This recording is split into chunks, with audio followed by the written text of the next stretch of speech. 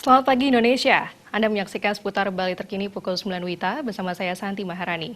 Premanisme dan kekerasan dalam tubuh ormas di Bali khususnya harus segera dicabut. Premanisme menjadi akar terjadinya keributan yang meresahkan masyarakat.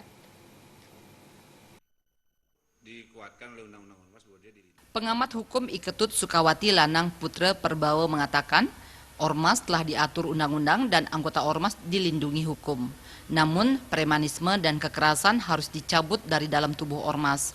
Solusi untuk mencabut premanisme diperlukan agar kekerasan berdarah tidak terulang lagi. Lanang Putra Perbawa juga sangat tidak setuju dengan keberadaan premanisme di tubuh ormas sendiri yang sering memicu keributan dan kekerasan. Kekerasan yang berulang kali terjadi sangat meresahkan masyarakat Bali.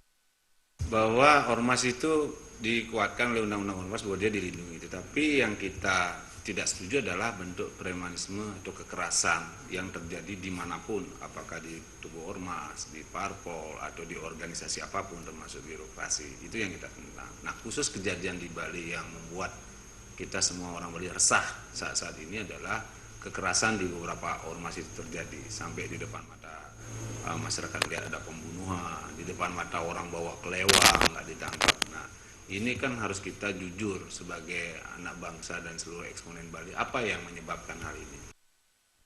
Menurut Lanang Perbawa, salah satu faktor yang menyebabkan kekerasan ormas sering terjadi adalah faktor politik.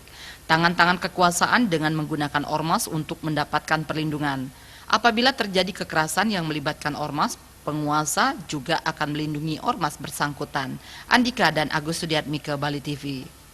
Dan pemirsa, demikian seputar Bali terkini kali ini. Nantikan informasi menarik kami dalam seputar Bali terkini 1 jam mendatang. Salam Indonesia.